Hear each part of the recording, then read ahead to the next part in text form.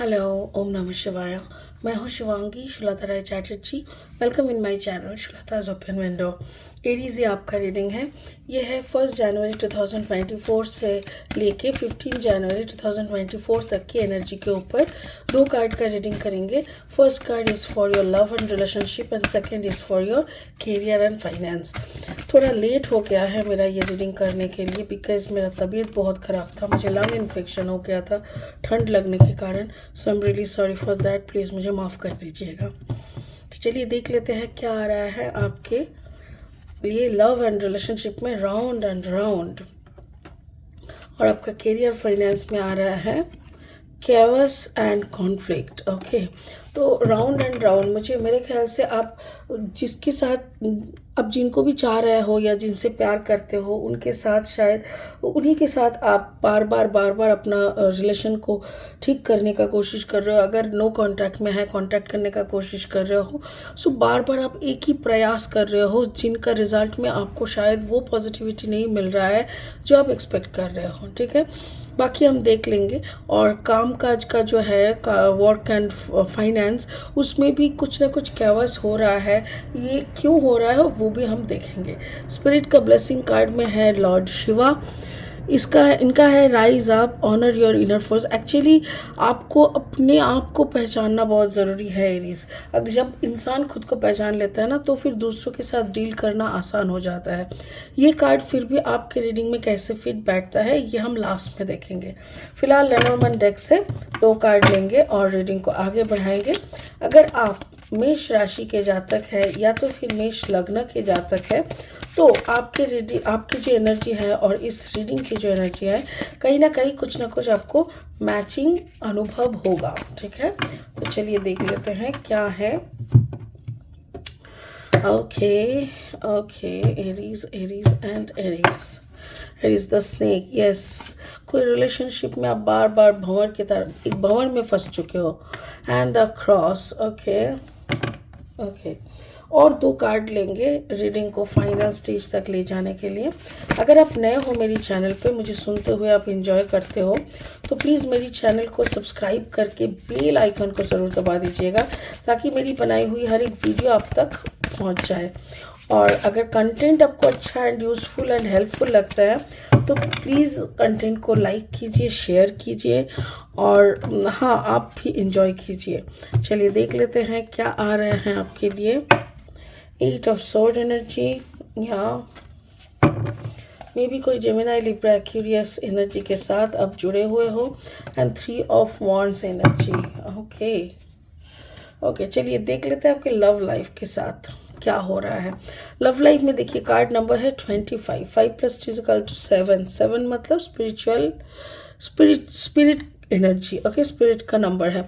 Round and round, कोई एक भंवर में जब इंसान फंस जाता है ना, इसको पुल भी कहते हैं। ठीक है, जैसे आपको पता नहीं चल रहा है आप एक ही काम कर रहे हो और दूसरे तरह की कोई एनर्जी या दूसरे तरह की कोई रिजल्ट एक्सपेक्ट कर रहे हो। सपोज आप केमिस्ट्री पढ़ के फिजिक्स का एग्ज़ाम देने जा रहे हो तो फिजिक्स का एग्ज़ाम कैसा बनेगा? ऑब्वियसली ख़राब होगा, आपको पता है। फिर भी आप बार एक ही टाइप का कर रहे हो। फिजिक्स के एग्ज़ाम के दिन कभी बंगाली, कभी हिंदी, कभी इंग्लिश, कभी केमिस्ट्री, ये सब पढ़ के जा रहे हो ताकि आपका फिजिक्स का पढ़ाई हो ही नहीं रहा है। तो वैसा होगा तो जैसा, बट इसमें क्यों आप फंसे वो भी हम बता रहे हैं। Card number 7 the snake. मेरे ख्याल से इस एनर्जी के साथ जो भी जिनके साथ भी आप ऐसे अटैच हो चुके हो, जिस रिश्ते में आप ऐसे फंस चुके हो, वो रिश्ते के साथ आपका कोई पास्ट लाइफ कनेक्शन है। ऑब्वियसली कोई पास्ट लाइफ कनेक्शन है जिसके कारण वो आपको बहुत ज़्यादा अट्रैक्ट करते हैं। वो इंसान आपको अट्रैक्ट करते हैं और आप भी उस इंसान को अट्रैक्ट करते हो। तो ना वो आपको छोड़ के जा पा रहे, एक अजीब से कॉर्ड क्रिएट हो चुका है मेरे ख्याल से। और ये कॉर्ड जो भी है इसको जब तक आप काटेंगे नहीं, इस कॉर्ड से जब तक आप लोग दोनों निकलेंगे नहीं, तब तक ये रिश्ता आपको टेंशन के सिवा और कुछ भी नहीं देगा। 8 ऑफ सोर्ड एनर्जी, देखिए इस रिश्ते में आपकी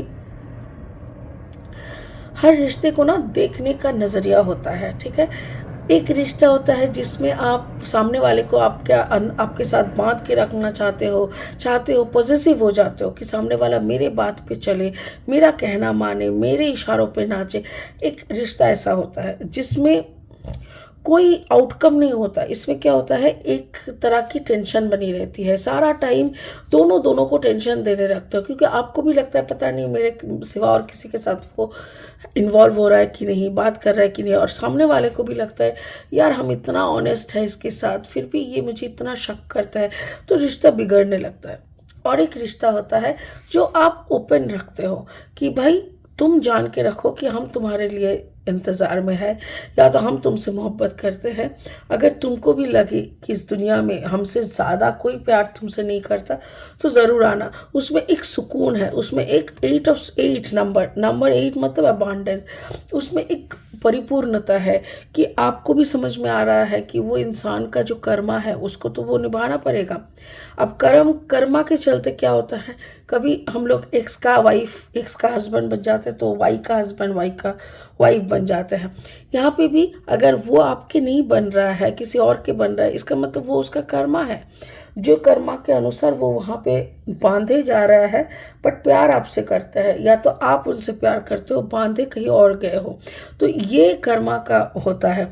तो ये सिचुएशन में आप फंसे हुए हो कि आप उनसे बेहद मोहब्बत करते हो, पर आप कहीं और हो, ये कहीं और है, और आप दोनों से ये एक क्रॉस कनेक्शन, मुझे ऐसा लग रहा है जैसे एक थर्ड पार्टी नहीं होता कि आप भी मैरिड हो, वो भी मैरिड है, ठीक है।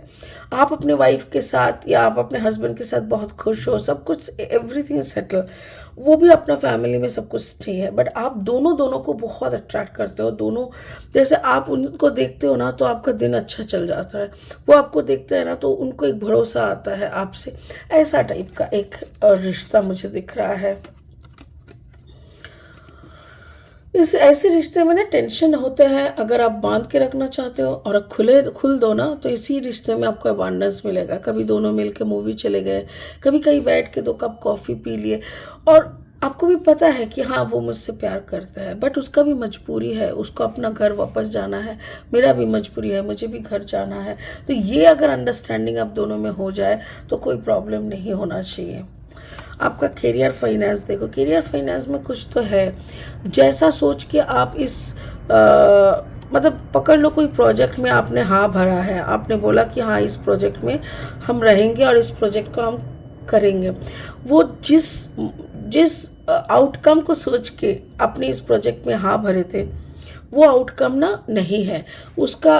जैसे देखो स्किन चेंज हो रहा है, मतलब आपने सोचा था ये एक जिराफ है फाइनली, या एक ज़ेब्रा है और फाइनली जिराफ निकल रहा है, ऐसा टाइप का। तो आप जो सोच के इस प्रोजेक्ट में हाथ लगाए थे, अपने आप को इन्वॉल्व किए थे, आपको डर है। Card number 33, 3 + 3 = 6। आपको डर लग रहा है कि वो वही नहीं निकल रहा है। लाइक आपका एक्सपेक्टेशन जो जैसा था कि इस प्रोजेक्ट से मुझे ये मिलेगा, मुझे शोहरत मिलेंगे, मुझे नाम कमाने में आसानी होगा, या ये प्रोजेक्ट मुझे और अच्छे प्रोजेक्ट्स देंगे, ये जो था उससे आपने वो सोच के आपने आगे बढ़ा था, बट वो नहीं मिल रहा है। बल्कि द क्रॉस, कार्ड नंबर 36, 6 + 3 = 9।